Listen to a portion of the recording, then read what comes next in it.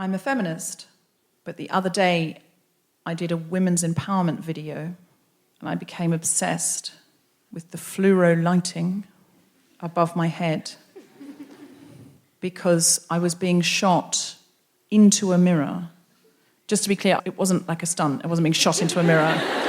They were shooting my face in a mirror under fluoro lighting and I looked 102. I'm a feminist, but I think it's much worse if I'm out of shape than my husband because I don't want to be the out of shape one in a marriage.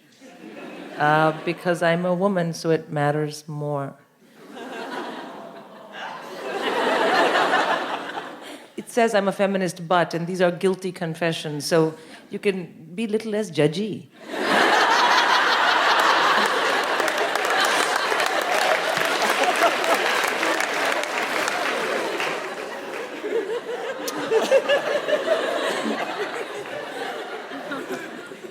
I'm a feminist, but I know full well if the women's empowerment video comes out and I don't look as young as I think I look in real life, I'm not going to share it with any fucker on Twitter. Just not going to share it. I don't have to share it. I'm a feminist, but any time a man opens a car door for me, I think how well your mother has brought you up.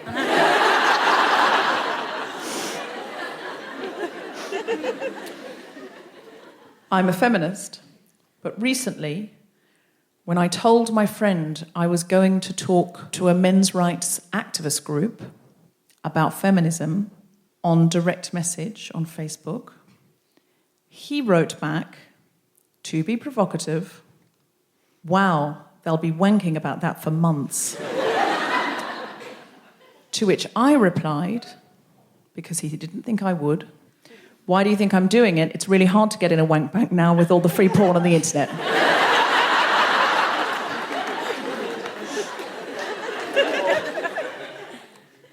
They don't think you'll come back. They think you'll be like, "Oh, I'm so shocked." So I needed to show him. And you I did. wasn't shocked. No. But also I really enjoyed it. It was funny. That's good. That's good.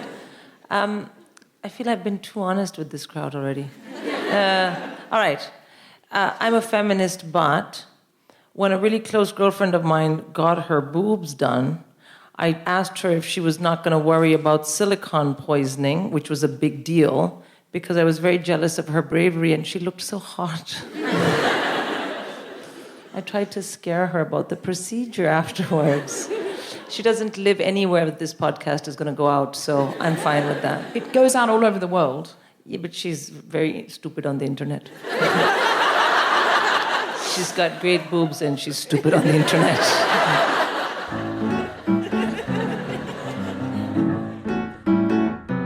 Live from King's Place in London, the Spontaneity Shop presents The Guilty Feminist with Deborah Frances-White and co-host Sindhu Vee. And very special guest Jenny Eclair, talking about getting older.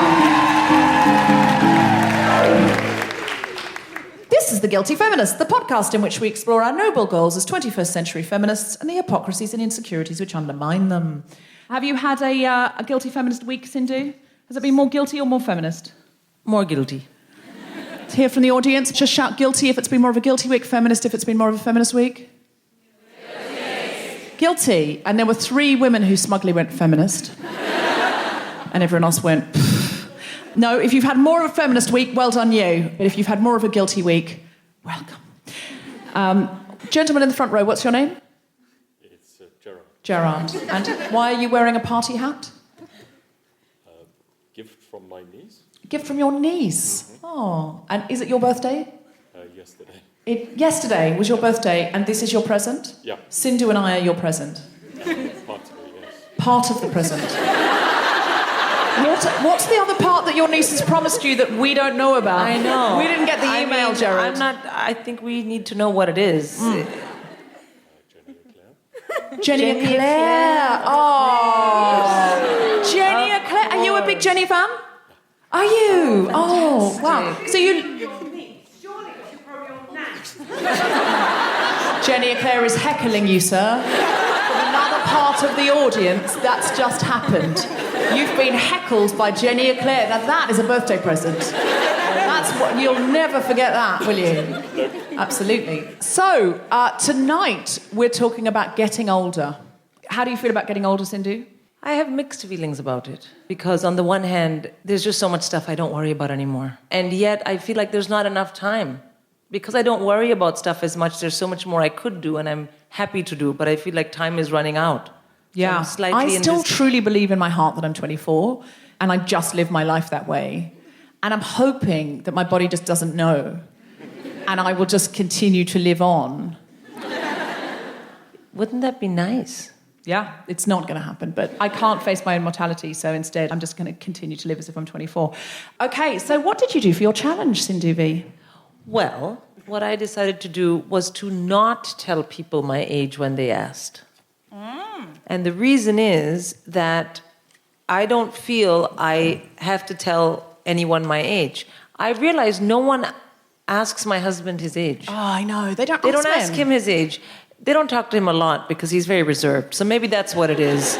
But they don't ask him his age. And I thought, I'm not going to tell anyone my age because I don't have to. But the challenge of it was that when I do tell people my age, they're always like, oh my God, you look amazing. And that's a great compliment. So the challenge was to not get a compliment every time I could have. So what did you say? I'm not telling you. I said a variety of things. To some people, depending on the context, I said, oh, you can't ask a girl that. No, I never said that. I'm just making that up. No, I said, it's none of your fucking business. No, I didn't say that either. I just said, you know what? That's not something we talk about or something like that. But to some people, I just said 30. And then saw what they said. I'm very fascinated by how old people think I am because I don't tell people. So I've just had a thought. I'm going to get this audience to shout out how old they think I am. And then everyone's going to shout out something they heard until everyone's shouting out the same number. And then we'll find out how old people think I am. Just for my own satisfaction. This has nothing to do with feminism. I just want to know. Okay. So take a close look. All right. How old do you think I am? 1, 2, 3. 36.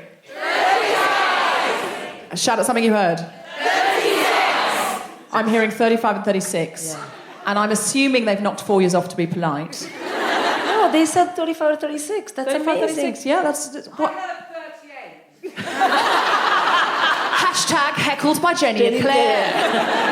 That's good. Yeah. No, I don't know how old you are. No, nobody does. And my husband doesn't. I mean, to be honest, you can change your age by deed poll, and I've done that twice. Can you really? Yeah.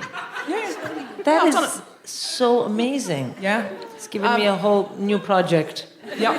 You can't really, Sindhu. That was a joke. That was it's disappointing. It'd be great if you could, though. Well, I mean, it's not like I grew up here. I don't know what the laws are.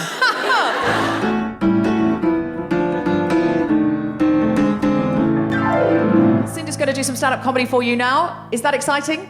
Then please put your hands together and make general woohooing noises for Sindhu Vee.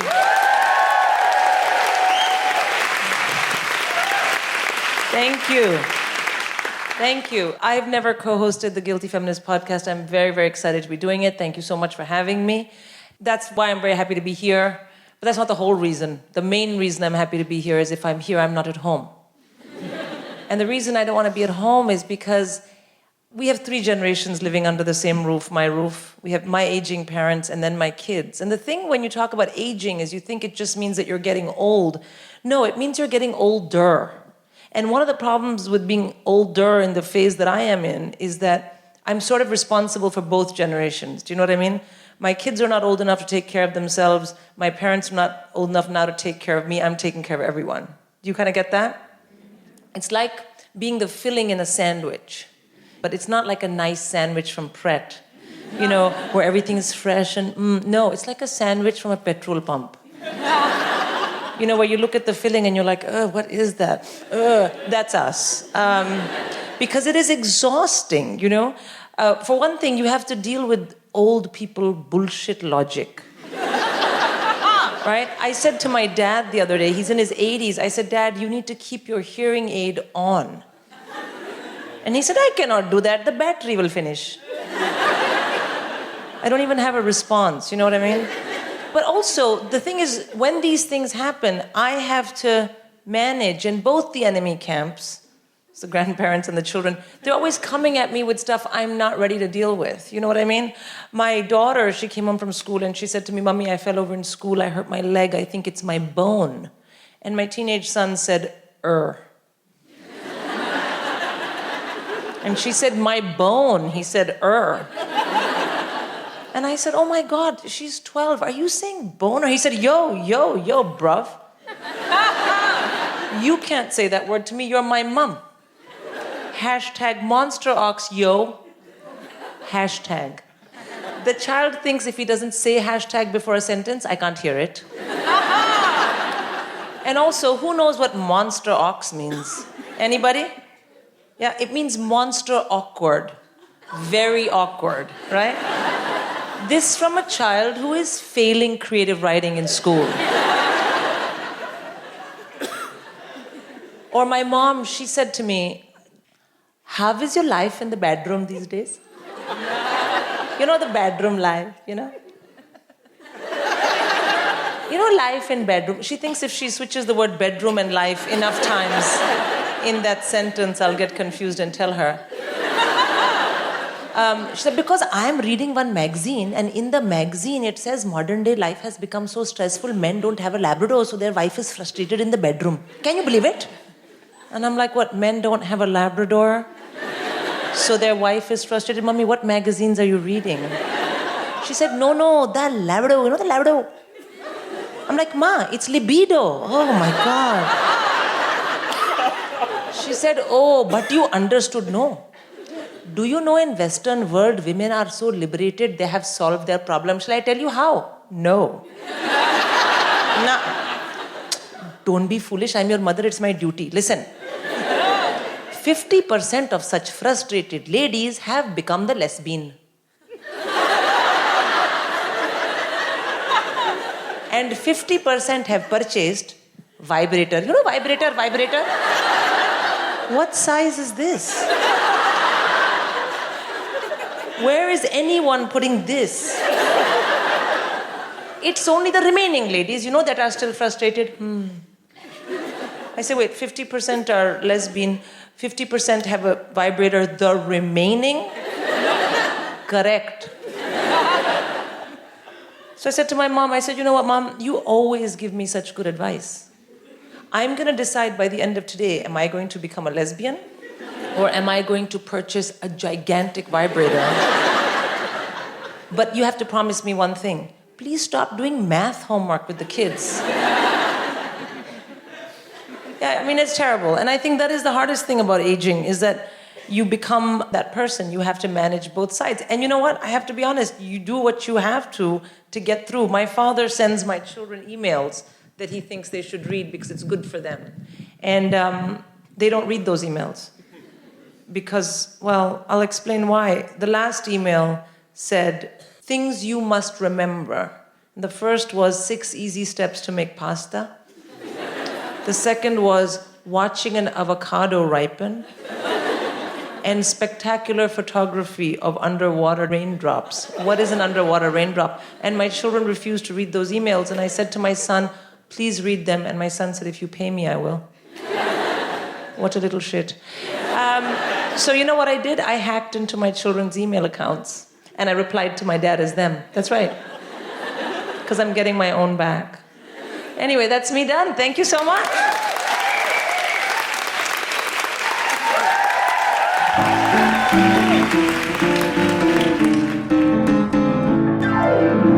So my challenge was, I have become a little bit, not obsessed is the wrong word, I've become very, very interested in someone called Harry Leslie Smith. Does anyone know who Harry Leslie Smith is? He wrote a book called Harry's Last Stand. He's 94 years of age, and he has just become this absolute equality warrior, because he says, none of you can remember what it was like before the NHS, before social care. So when I was a child, my parents were in penury and the conditions people lived with, and he basically said most of my brothers and sisters died because we were in such poverty and we were in such squalor, and there was just no medicine, and it was just absolutely awful, and people can't remember this. And he's basically saying, I'm very old, I can remember it, I'm going to tell you. So he wrote a book called Harry's Last Stand, which you must read. And he's currently campaigning incredibly hard on the internet because of the coming election. And he's saying, please realise what you've got. You don't know what it was like. And this country was like that. It's not like, it wasn't, a developing nation. This country was like that, and it can be like that again. And I just became so interested in him because I think talking to very old people is like having a time machine. It is. It really is. I sat next to an very old lady at a Christmas party once. She was telling me stories about being in the Second World War as a Wren. And I was like, it's like being there. This is amazing. We need to talk to old people more. And so I just DM'd him on Twitter and just said, hey. He's on Twitter? Yeah. That's impressive. I mean, it's so... And I just had the most incredible conversation with him. So I'm going to read you this conversation because this was my challenge, because I thought, you know what? We hang out, and especially if you haven't had children, you hang out with increasingly young people because your friends have children and move to the suburbs. And I just thought, I need to know more old people. And like, he is, properly old. So this is the conversation I had with him, which was just amazing. So I just saw him on Twitter and I just sort of was like, this guy is so great. And I just spontaneously, I just tweeted him and went, I do the Guilty Feminist podcast, will you come on it? Because I want to hear about what life was like for women before the Second World War. He fought in the Second World War. And I thought either I wouldn't hear from him or his people would say, Harry's very old, he doesn't do podcasts. He just tweeted straight back, I'd love to do your podcast. So I just DM'd him and said, hi, Harry, I'm a big fan of your work and would love you to do the podcast. We normally have a live audience. Would that be okay? And then told him a bit about it. And then he said, hi, I'm really looking forward to listening to it. Live audience is okay. How long does it last? Which is a good question when you're old. And I told him. And then he said, can we talk about dates after the election? Because I'm busy campaigning. I said, sure. And then he said, where do you normally do it? And I said, we tour it all over the UK and Europe and Australia and soon America. He went, brilliant! ! And then I said, okay, so we're doing the Edinburgh Festival just for 2 dates. Have you ever been to the Edinburgh Festival? No, but would love to go. And I was like, oh my God, I want to be this man so much. And then I told him the dates and he said, this might work out well as my new book comes out September 14th, but I have to talk to my publisher. And I was like, oh... this gives me hope. Like, he's still gigging and he's still like, well, I want to maximize the book sales. And I'm like, yes, yes you do, Harry. Yes, you do. And then I said, what's your new book called? And he said, it's called Don't Let My Past Be Your Future. And he said it will even have an addendum chapter on the general election 2017. And he said, I can talk about, in terms of feminism, a lot of the appalling abuse my mum endured, as well as my one sister who survived. But don't worry, I'll be funny. He said, my mum was tough and funny and still managed to steal some joy out of life, which I thought was such a lovely turn of phrase. And then we kept talking. He said, I'm really looking forward to doing this. That's when I said, talking to older people is like travelling in time. You know so much. He said, my grandfather was born in 1857, and I remember the tales he would tell me. I'll tell you those. Oh, God. I mean, this is amazing. Anyway, he said, it was nice talking to you, and I will talk to my publisher about dates, and I will let you know by Monday. And I said, I hope I'm saying, let me talk to my publisher when I'm your age. You give me hope I don't have to retire, and with May's help, I'll never be able to afford to anyway. And he said, I know, it's very pleasing to still be relevant at 94. And I was like, I'm so excited about it, because we're going to get to talk to him, and he is so cogent and just dynamic, and he's saying, guys, it's like, when the time traveller comes from the future, and he's like, I'm from the future, don't vote for Donald Trump. And it's like he's doing that, but he's a time traveller going, I'm from the past, don't vote for Theresa May. Isn't that amazing? So I'm so psyched about that episode, so I'm hoping he's going to come to Edinburgh. I told him we were in a big purple upside-down cow, and he said, that sounds brilliant. And I sent him a picture. He said, definitely, yes, that's the venue for me. I was like, that's fantastic. So that was my challenge. And it's a great challenge because you have 58 more years at least. Since we said you were a certain age. And yep, good. I know my math. Look at my face.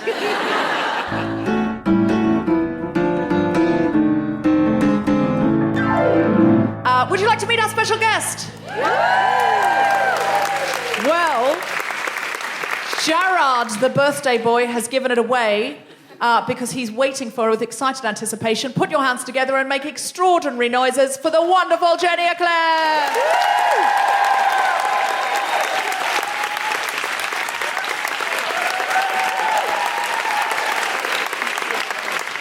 Hello, Gerard. Gerard. That was my father's name. I'm flirting now. That's going to terrify him, isn't it? Well, I was fascinated by, when you've done this challenge about not telling anyone your age, sometimes you don't need to tell anyone your age. They assume it. And I went down this is a true story. I went down my local swimming pool, Camberwell, the other day, and the girl on the till, first time ever, I got my first, any concessions for you, any concessions? And they said, I don't know. Do you give discounts to a 57-year-old woman who has just been mistaken for a pensioner? Fuck your silver swim, bitch! Right up your arse! But it was £3 cheaper, so what do you do, eh? What do you do? But Jenny, she might have thought you were a student. Well, you dress very funkily. You've got funky glasses and a funky haircut. Do you know what? If I stand further away, I look younger. I think that's true of all of us. Perspective is on my side. Or the other trick is to stand next to something very old. Very old. Like Hadrian's Wall or something like that. And skin is a giveaway. You look in the mirror and think, Jesus, I really should have something done. And then I think, no, I'm not having the Botox. Going into my stand-up here, and you've not really paid me enough, but go on, I'll give you a couple of jokes. Go on, half price. Why not? Hey, I'm wearing them out. The show's nearly over. OK. So I looked in the mirror. I thought, well, I should have some work done. And they thought, no, I'm not having the Botox, because the way I see it, if I wanted snake poison coursing around my system, I would suck off Simon Cowell. Right. Do you want any more we'll pay jokes? I'll pay extra out the back. We'll give you an extra envelope out the back for this. You've already given me a beautiful brooch. I have. That's the Suffra bling that all the guests get. Suffra bling, it's a lovely thing. Tell them what you do, Deborah. It's paste, love, it's paste. But it looks good from a distance. Of course, if I gave every act that came out actual diamonds, I think they would look at me with some suspicion, and it would be odd. No, I'd be very happy. What Jenny's wearing here is an Edwardian piece in suffragette colours. We can't guarantee a suffragette wore that, but what we can guarantee is the woman who did wear it was mistaken for a suffragette. Do you know, I once did have my nipples pierced. No, I had my nipples pierced because I got sick of losing my car keys, yes. Now, the other thing, Oh, there's some faces. Actually, it's a joy to work in front of a lot of such young women. So I can almost feel my periods coming back. But how I know that you're so much younger than the audience I usually work in front of. When you said put your phones to aeroplane mode, there wasn't a mass panic. Now, if I said to my audience or the grumpy audience that I often work with, OK, everyone, put your phones to mobile. Put your phones... Do you see what I've just done? Phones to mobile. Put your phones to aeroplane mode. There would be at least 7 women at the back going, what? How do you do that? Jean, what do you do? Oh, sod this, Jean. I'm just going to take the battery out the back. Oh, do you know what? This thing is more trouble than it's worth, Jean. I'm going to the toilet, going to flush it down the toilet. I never wanted it in the first place. It's more trouble than it's worth, Jean. Do you want my I'm a Feminist But? Oh, yes, please. I'm a Feminist But. When your empowerment video comes out, I'm going to spread it like jam all over the internet.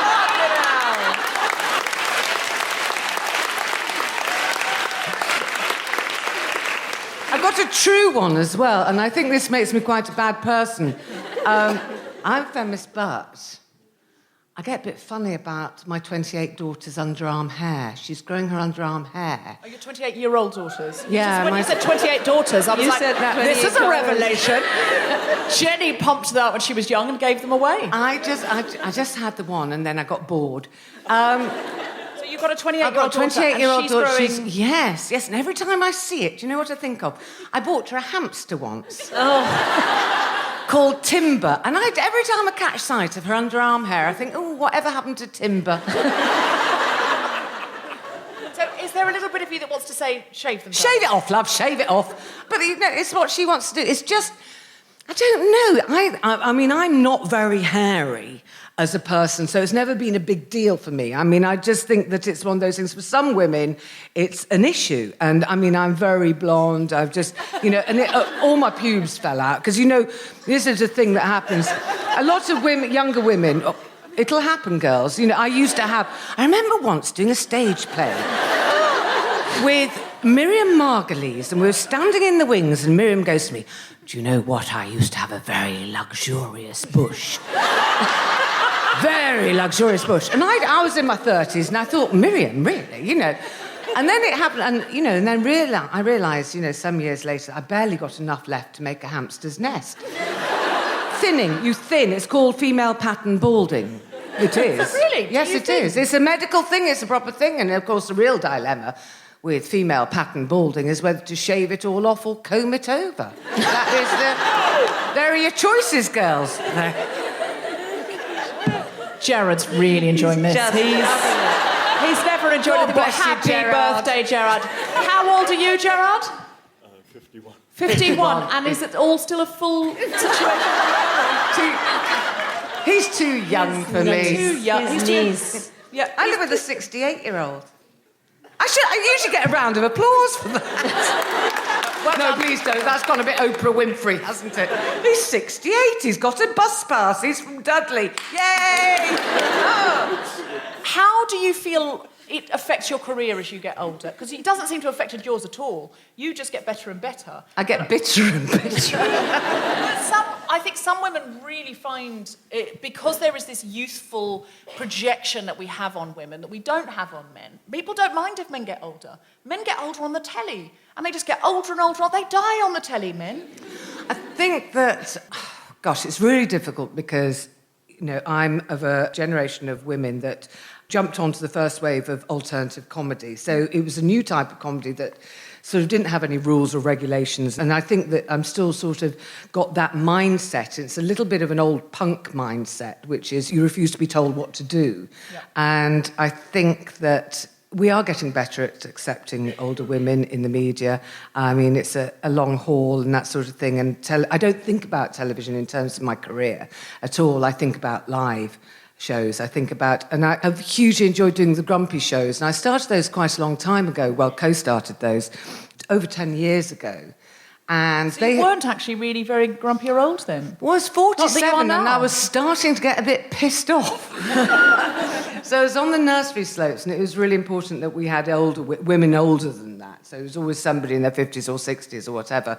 And it was always great to bring those out on the road and see an audience who looks like this audience, but with a sort of slightly degenerative ageing condition, sort of turning up. And there's something wonderful about Gerard is obviously an honorary woman tonight, but having a great big group of women in one place is sort of always a bit mental and fabulous. And I went to an all-girls school, and it always reminds me of, when you're at school assembly and somebody farted halfway through a hymn, and there was a hysteria that would go around. Yeah. And I find that hugely, hugely pleasurable. And I have spent my entire career basically trying to reconjure up the fart in assembly. You've done it very well, Jenny. I think your audience, and that's interesting about live. It's a bit like what I say about podcasting is no one can stop me. And no one even tries to stop you podcasting. That's the thing. You can also do it in your bedroom. Oh, yeah. But it ends up just talking to yourself. I don't want all these people in my bedroom, though. It's a lot. That'd be a lot. I mean, I would love to have you individually in my bedroom. Don't get me wrong. But the lot of you wouldn't fit, is what I'm saying. Yeah, I have a question, actually. Yeah. You said that you were of a generation of women who were not going to be told what to do.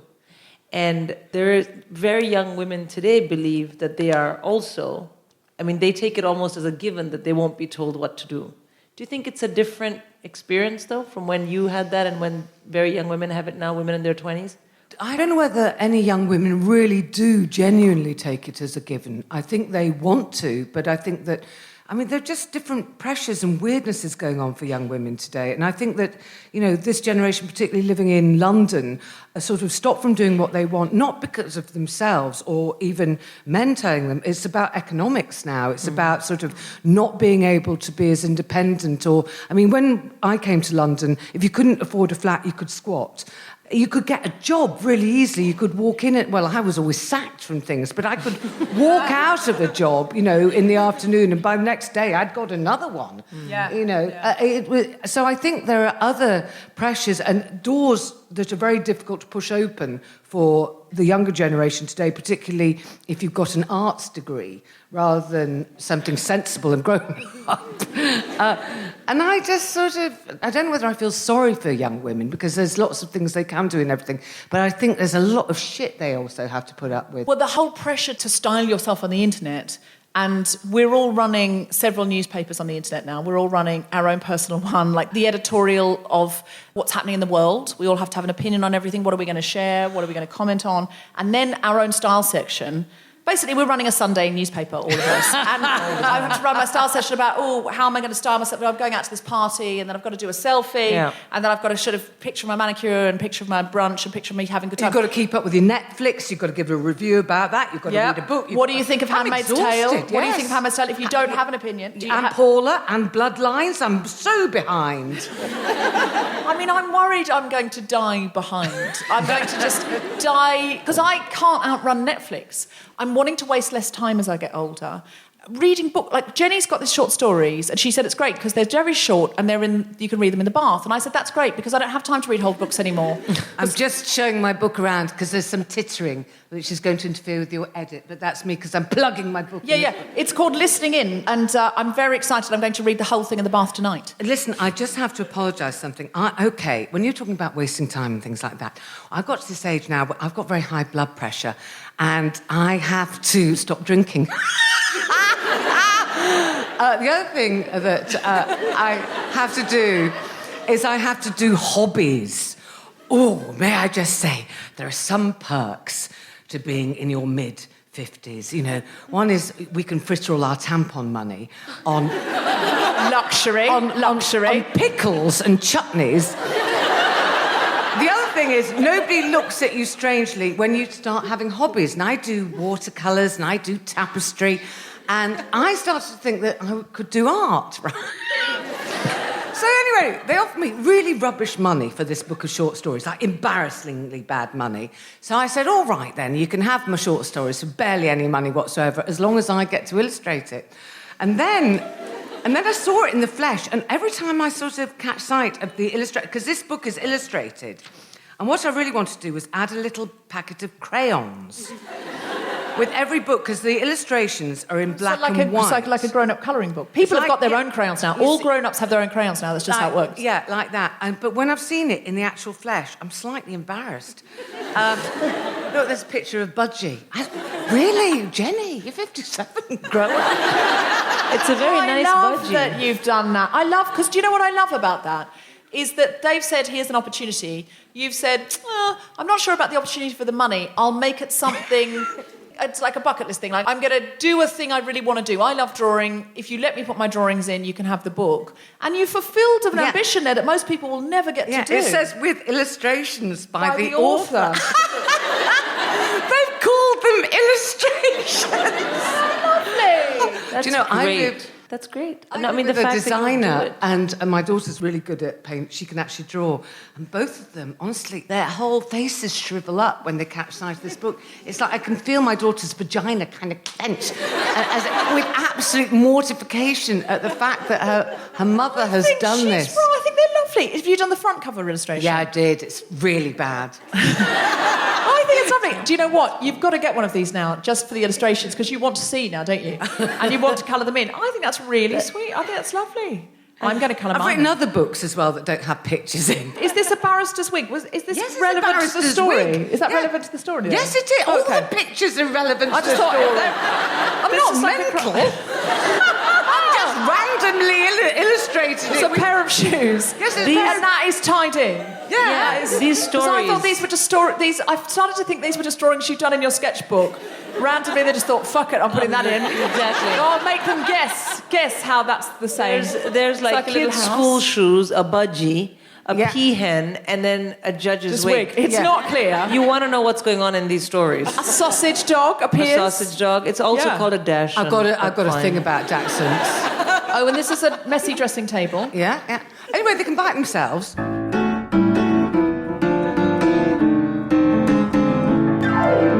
Q&A. Has anyone got a question?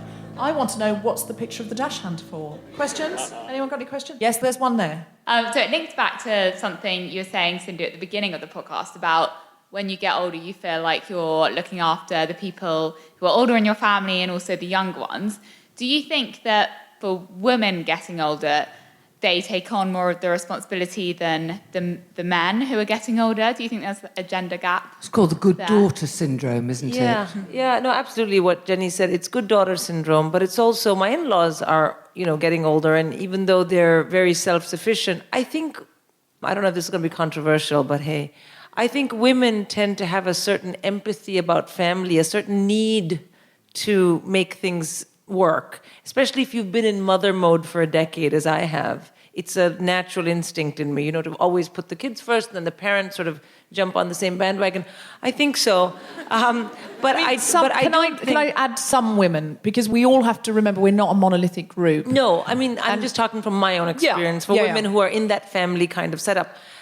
And I mean, but even if you have, your friends who are women, the way they empathize with your stuff is often, I think, quite different than how, at least straight guys, because some of my best friends are gay guys, I much prefer to talk to them about stuff than some of my girlfriends. But, I think that's a female thing. Having said that, I do think that as a son or as a husband, as a father, you do experience it as well. And often I think women will just jump in front and be like, I have to take care of it, So I think we're coached by society to think that we should. And we're given a lot of hints. My mum's 88, she lives 200 miles away, thank Christ. She nearly went to the dark side. You know what they're like. So, as you said, as they get older, a little bit more right-wing, a little bit more right-wing. So she lives in a place called Lytham St Anne's, you see, which is a little bit Tory. And she was talking about Brexit, and she nearly went over to the dark side. And there's three of us, and we just said to her, listen, if you vote out, you are not welcome for Christmas. And she went, I'm 88, I can't lift my own turkey. I said, if you've got strength enough to put a cross in the wrong box. Do you feel the obligation to mother and be the daughter, and do you think that falls on No, because I'm the middle child, so I'm the spoilt, funny one. I don't have to do anything. It's my sister's responsibility. She's older. Ha, ha, ha. She has to do it. Well, there's that way of looking at it as well. I've got an older sister who lives near my mother as well, and I kind of feel it's true, as the middle child, Yeah. I've come off to London and... We're some too fun exciting. things. But do you come in with flash visits and be very exciting? I adore my mother. She's hilarious. She's quite ancient, and her sister's even older. And as I say, they live in this place called Lytham St Anne's, and they've lived there for quite a long time. And even though the fact my mother is 88 and her sister's 91, they are still locally known as the Hesmondhalgh girls. Oh, are they? Oh, Yeah. I love that. No, she's northern, so they're quite stoic. They're quite good at looking after themselves, I hear. No, Let's hope so. Yeah, no, she's still very independent, but I do worry myself sick, yes. Yeah, no, I And I look at hear my that. sister's house and I think that's much more practical than my house. I've got very slippy floors. I feel like you've put them in on purpose. Any other questions? We were kind of saying how the older generation end up being kind of like become a lot more right-wing. How do you think we can, as this generation, teach let's say our mums, how to be a bit more left? If the older generation's getting more right-wing, how do we teach them to be more left-wing? They're not going You to can like that, teach are your they? mom something, and then she comes back towards your direction. Could you please tell me as well? Yeah, I've no idea how... I think we're talking to brick walls a little bit, Yeah, sadly, and- there. There is the Christmas threat. That's the only thing I can That think of. literally the Christmas threat. Yeah.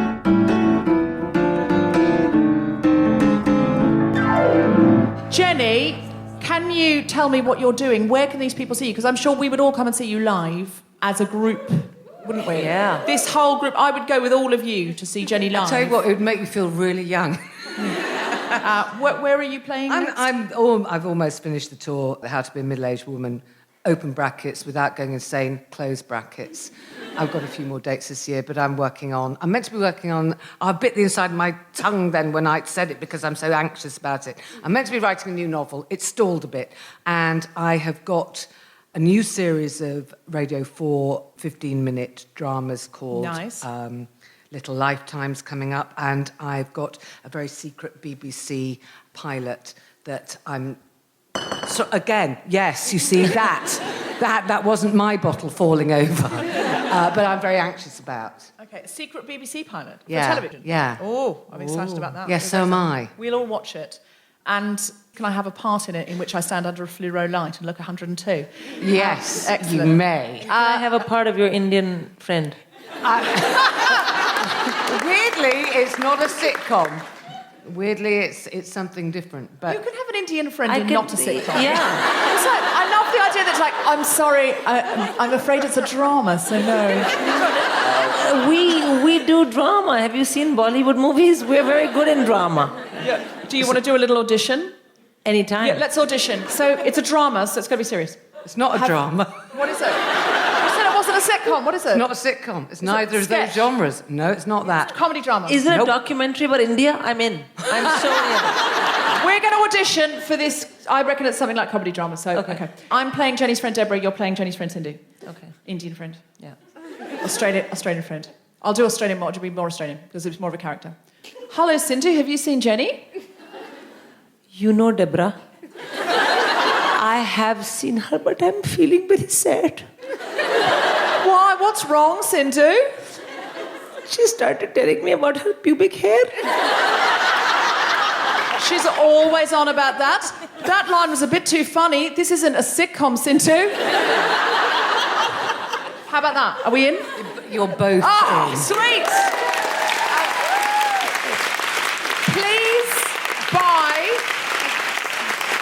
Please buy Listening In, stories by Jenny Eclair. It's lovely little stories. And can you imagine sitting in the bath with Jenny Eclair, just having a little... She'll be that adorable, and you can colour in the picture of that bird, which has nothing to do with that story. I'm convinced. Sindhu Vee, have you got anything to plug? SindhuVee.com for all my gigs coming up, and I'm going to Edinburgh, and I've got a show called Iguana Mum. So please have a look, and please come along and tweet me at Sindhu Vee Funny. Brilliant. I'm Deborah Frances-White, and my other show is called Global Pillage at globalpillage.net. It's a comedy panel show, diversity-based. Sindhu does it a lot. You can listen to it at globalpillage.net. Please do that. And do we have a charity of the week? Hello. Yes, it's called the Kids Network, and we are connecting London for change. Called the Kids Network, and it's Connecting London for Change. And what do you do? We work with 8 to 11-year-olds and support their social emotional well-being.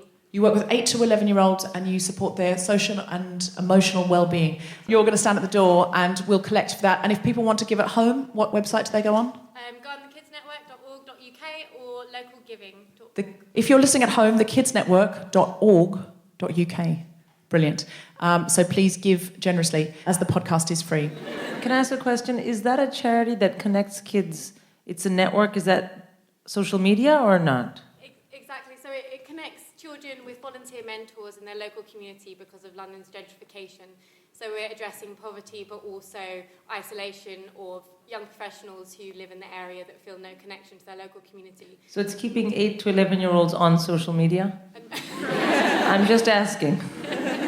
Wait, have you got an 8 to 11-year-old you want distracting? Well, exactly. No, I mean, I have an 8-year-old and I would like them to be not paying attention to me so much and paying attention to social media. So maybe this is the right thing. I'll put them onto that. Brilliant. Follow the Guilty Feminist on Twitter at GuiltFemPod. Check out our Instagram, instagram.com/TheGuiltyFeminist. Like our Facebook page. Sign up to our mailing list to get notified as soon as the new episode is released. And please go to iTunes and rate, review, and subscribe. It helps other people find the podcast. And give it 5 stars. have been listening to The Guilty Feminist with me, Deborah Frances-White, guest co-host Sindhu Vee, and very special guest Jenny Eclair. The recording engineer was Chris Sharp. Music was by Mark Hodge. The producer was Tom Salinsky for The Spontaneity Shop. Thanks to Zoe Bettisani and everyone at King's Place, as well as all of you for listening. For more information about this and other episodes, visit guiltyfeminist.com.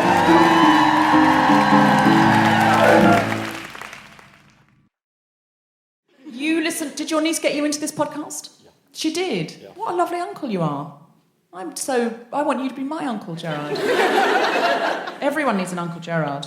Is he a good uncle? He is. Yeah, evidently, because you've brought him out with party hats. I do. Is it just the two of you on a double act tonight? It is. And just to be really clear, in Mad Men, when someone says I'm out with my niece, they're never... Gerard is not happy with that. And I really don't... I'm sure that is not... I'm sure. Edit that out. It's not okay. And I feel... But there was a... Okay. Oh, there's photographs happening here. Let's just distract ourselves.